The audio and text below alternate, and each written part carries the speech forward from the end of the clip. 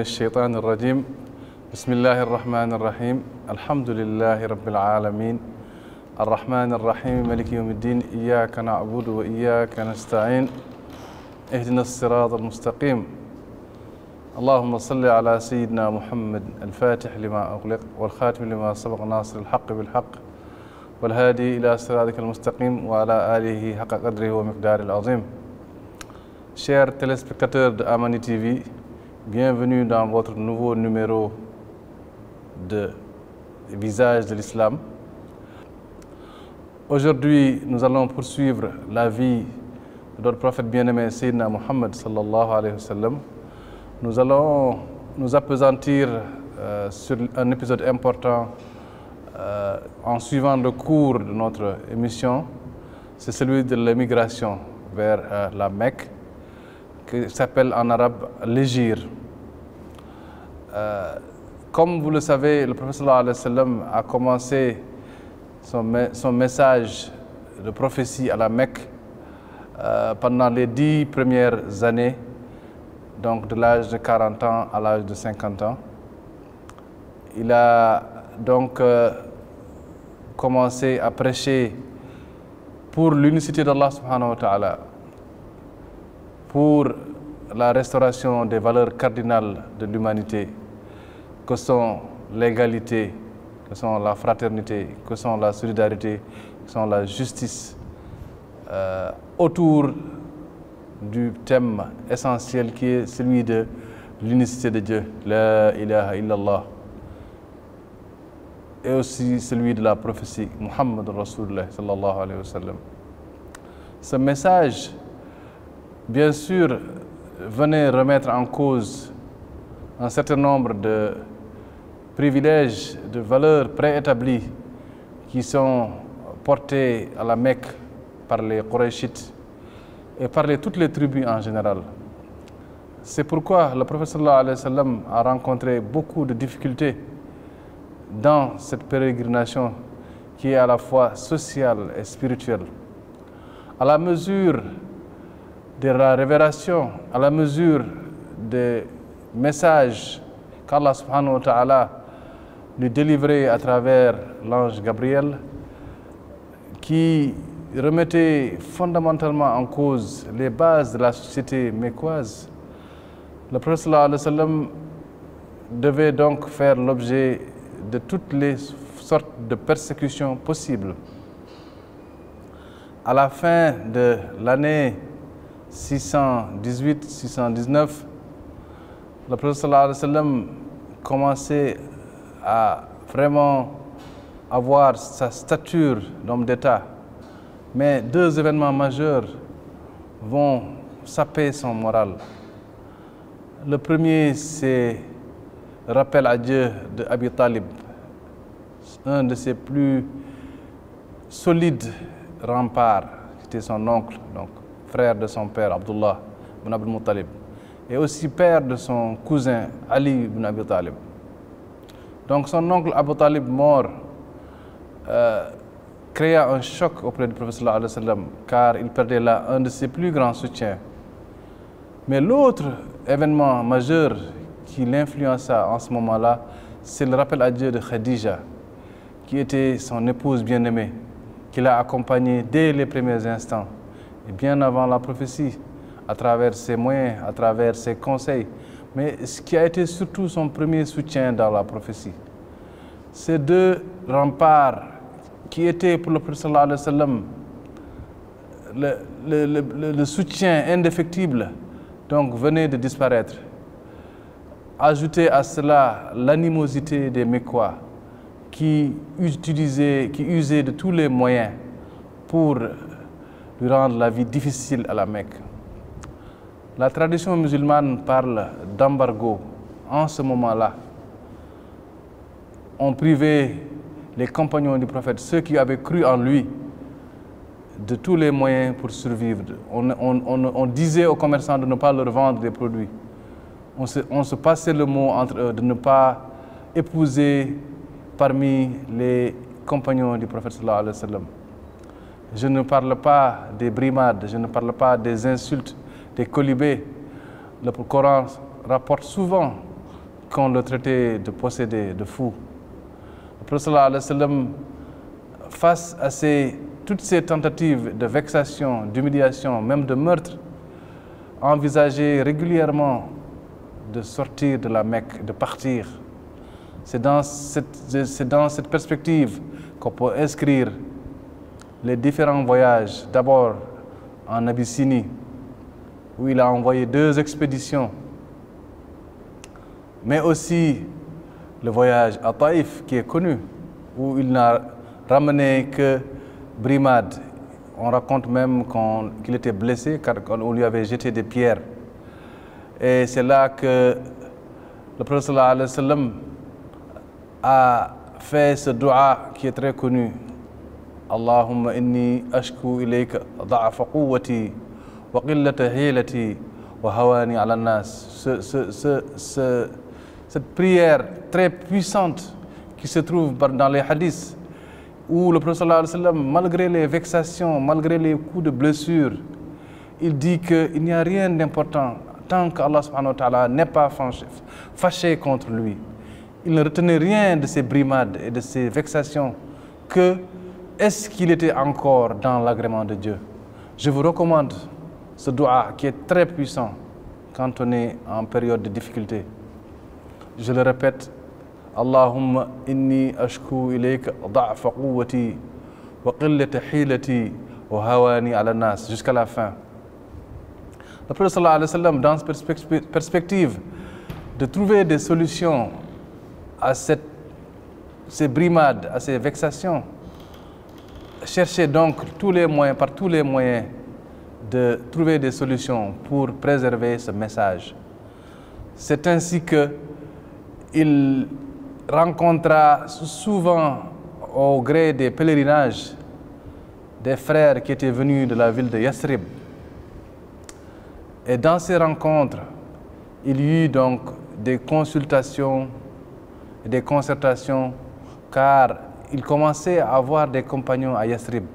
Et ces compagnons voulaient aussi être préservés de ces vexations et de ces brimades, et en même temps voulaient se poser en rempart pour le prophète sallallahu alayhi wa sallam. C'est ainsi qu'à travers leurs discussions, ils décidèrent qu'il le représenterait à Médine.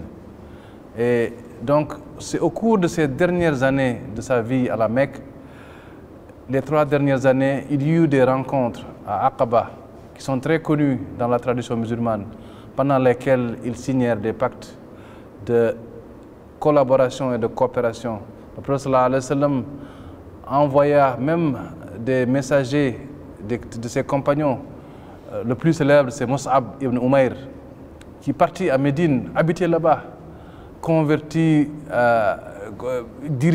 pour diriger les convertis, pour leur apprendre le Coran et pour leur apprendre comment pratiquer leur religion. La première année, il y eut 7 ou 8 Médinois, habitants de Yathrib, qui étaient venus. Et la deuxième année, ce furent 80 parmi eux qui vinrent. Et ils décidèrent alors de repartir à Yathrib après le pèlerinage et de continuer le message dans le calme et dans la discrétion. Bien sûr qu'ils décidèrent aussi de se porter en représentant, en ambassadeur du prophète dans cette ville qui deviendra le centre de l'État musulman. Ainsi, au travers des années, le prophète sallallahu alayhi wa sallam, avec ses envoyés en Éthiopie, en Abyssinie, mais aussi avec ses déplacements à Taïf, et aussi donc ses accords avec les habitants de Yathrib, commençait à tisser sa toile. Et donc ils décidèrent ensemble de travailler à la confection, à la construction de l'État musulman. Face donc à ces brimades, l'inspiration divine lui vint de se déplacer, de partir à Yathrib, puisqu'il avait déjà de solides appuis là-bas, à travers donc des dizaines de frères qui étaient en toute solidarité avec lui. C'est ainsi que il décida donc d'émigrer vers Médine, mais l'événement qui a déclenché cette émigration, c'est la tentative d'assassinat du prophète sallallahu alayhi wa sallam, qui intervient donc en l'an 622, en juillet 622. Allah lui informa, subhanahu wa ta'ala, des complots des Mecquois à travers ce verset célèbre « Wa makaru wa makar Allah, wallahu khairul makirin ». Allah révéla leur plan au prophète sallallahu alayhi wa sallam et lui enjoignit de partir pour fuir donc cette tentative de meurtre. Comme vous le savez, malgré ces brimades, le prophète sallallahu alayhi wa sallam était celui qui était le dépositaire des biens des Mecquois. C'était lui qui était le plus digne de confiance. Il décida alors de partir et s'en ouvrir à Abu Bakr ibn Siddiq, mais demanda justement à son neveu, à son cousin Ali ibn Abi Talib, de rester là pour que si les Mecquois venaient à récupérer leurs biens, qu'Ali les leur remette. C'est ainsi qu'il demanda à Ali de prendre sa place, de se coucher sur son lit pour pouvoir déjouer un peu leur plan. Il se rendit donc chez Abu Bakr et ils décidèrent de partir. Et le lendemain, quand les Mecquois vinrent pour le tuer, ils trouvèrent que Ali ibn Abi Talib. Le prophète sallallahu alayhi wa sallam donc se rendit chez Abu Bakr et dans cette tentative d'échapper à la vindicte des Mecquois qui était devenue très violente, ils restèrent encore 3 jours dans la région de la Mecque. Ils ne partirent pas directement à Médine, ils se cachèrent dans un endroit qui est connu aux alentours de la Mecque, dans les hauteurs de la Mecque, qui s'appelle Ghar Thawr. Donc ils restèrent là pendant 3 jours avec Abu Bakr, mais aussi avec le serviteur d'Abu Bakr. Et c'est là que donc, les Mecquois furent un peu désorientés par l'araignée, mais aussi par le pigeon. L'araignée était venue en quelques instants tisser sa toile. Le pigeon était venu en quelques instants mettre son nid juste à l'entrée de la grotte. Et c'est le fameux épisode dans le Coran où le prophète sallallahu alayhi wa sallam disait à Abu Bakr « La tahzan, inna Allah ma'ana » Ne crains rien car Allah est avec nous. Les Mecquois furent donc désorientés en sachant qu'ils n'ont pas pu l'assassiner, mais en sachant qu'ils ne savaient pas où il était. Et au bout de 3 jours, le prophète sallallahu alayhi wa sallam prit la route de Médine en empruntant la côte. Et on raconte que c'est pendant cet épisode aussi que le prophète sallallahu alayhi wa sallam fit une rencontre grâce à laquelle nous avons quelques bribes de la description physique du prophète sallallahu alayhi wa sallam.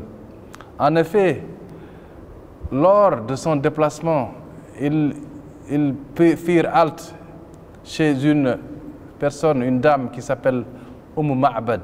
Et cette dame, elle avait un commerce de lait et d'aliments de bétail qui n'était pas florissant. Elle avait une chèvre qui était maigre. Le prophète sallallahu alayhi wa sallam voulait acheter du lait pour sa caravane. Et Ma'bad était très désolée car la chèvre était chétive et ne pouvait pas produire de lait. Le prophète sallallahu alayhi wa sallam, de ses mains nobles, toucha cette chèvre et pria sur elle. Et ses seins commencèrent à gonfler.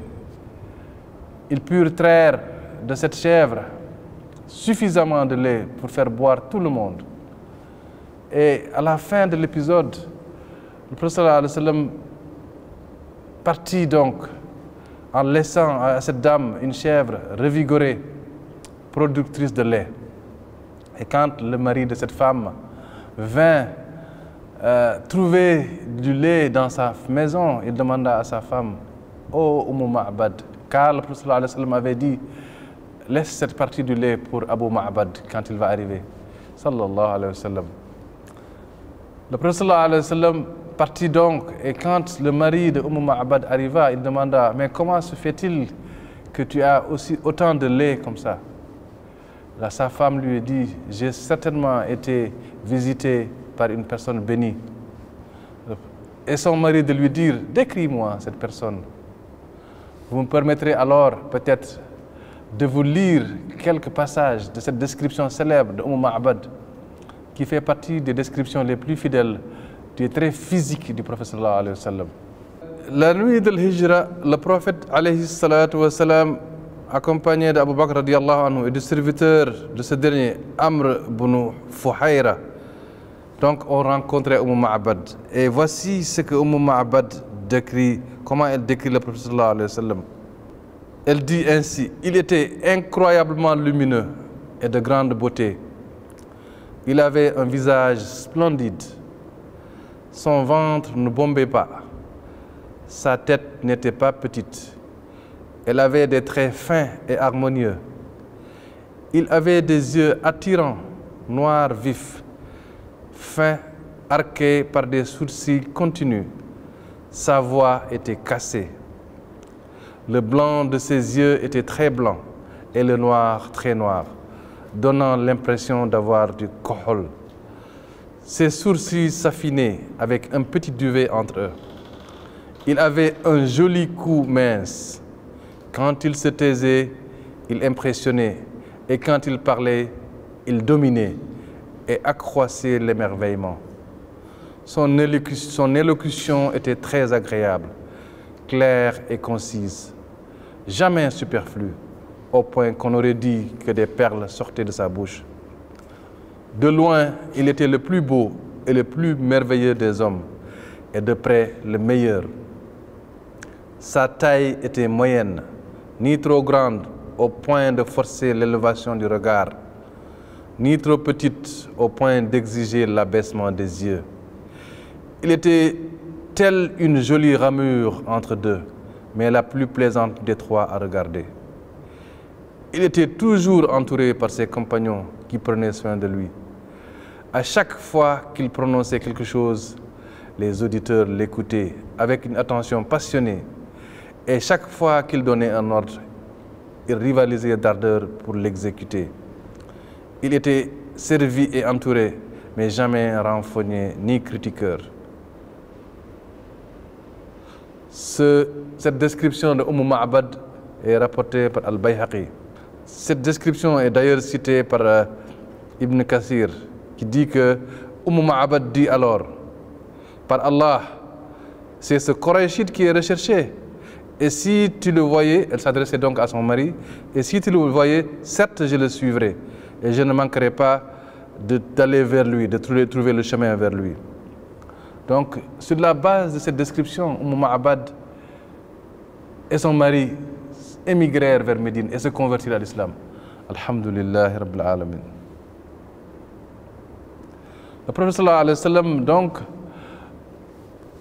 parmi les miracles, donc, on a vu le miracle de la grotte, on a vu aussi le miracle de Ma'bad. Le prophète sallallahu alayhi wa sallam se rendit donc à Médine et arriva à la ville, à la contrée de Quba, où il resta quelques jours. Donc toujours en juillet 622, on raconte que le voyage dura 12 jours entre la Mecque et Médine, avec bien sûr des cachettes, avec une fois un de ses poursuivants qui voulait le retrouver, qui tentait de le retrouver, qui s'était englué avec son cheval, qui s'était embourbé, qui n'a pas pu le rejoindre, avec aussi beaucoup d'autres miracles qui ont parsemé ce voyage noble vers la cité de Yathrib. Le prophète sallallahu alayhi wa sallam resta donc quelques jours à Yathrib, où il construisit donc la première mosquée à Quba. Et là, c'est là où il fit les premières prières dans une mosquée, en dehors de la Mecque. Et c'est cette mosquée qui est citée aussi dans le Coran. Le masjidun usir ala taqwa khayrun. Donc c'est cette mosquée qui est citée dans le Coran, la mosquée de Quba. Le prophète sallallahu alayhi wa sallam fut accueilli donc avec beaucoup d'allégresse et beaucoup de liesse par les Médinois. La tradition musulmane divise les compagnons du prophète en deux groupes, les muhajiroun, donc qui avaient émigré avec lui, mais aussi les ansar qu'il avait accueillis à Médine. Il y avait aussi donc deux grandes tribus majeures, les Aous et les Khazraj, qui sont très connus. Le prophète sallallahu alayhi wa sallam a quitté donc la Mecque à peu près à l'âge de 50 ans. Avec Khadija, qui était son épouse, ils eurent 6 enfants.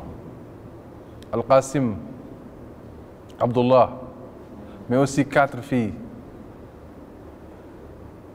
Kalthum, Zainab, Ruqayya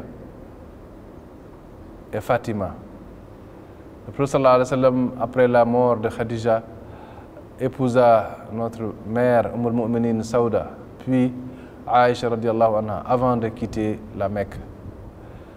Les enfants du prophète sallallahu alayhi wa sallam donc vécurent avec lui, certains pendant une trentaine d'années. L'aînée des filles du prophète sallallahu alayhi wa sallam, Zainab, vécut avec lui à la Mecque et elle mourut à l'âge de 29 ans environ.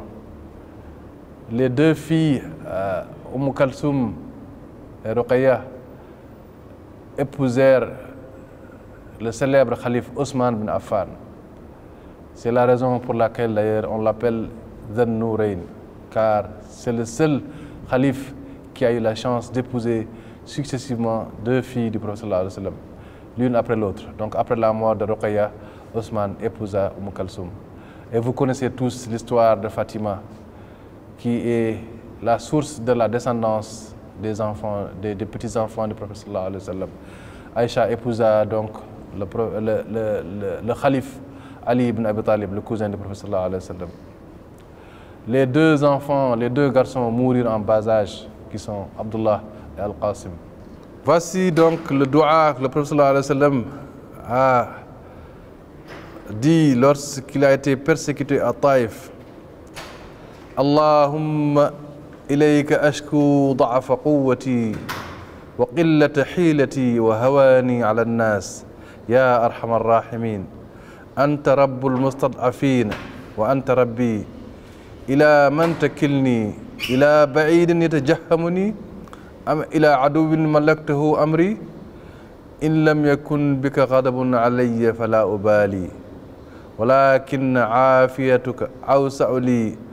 أعوذ بنور وجهك الذي أشرقت له الظلمات وصله عليه أمر الدنيا والآخرة من أن تنزل بي غضبك أو أن يحل علي سخطك لك العتبى حتى ترضى ولا حول ولا قوة إلا بك.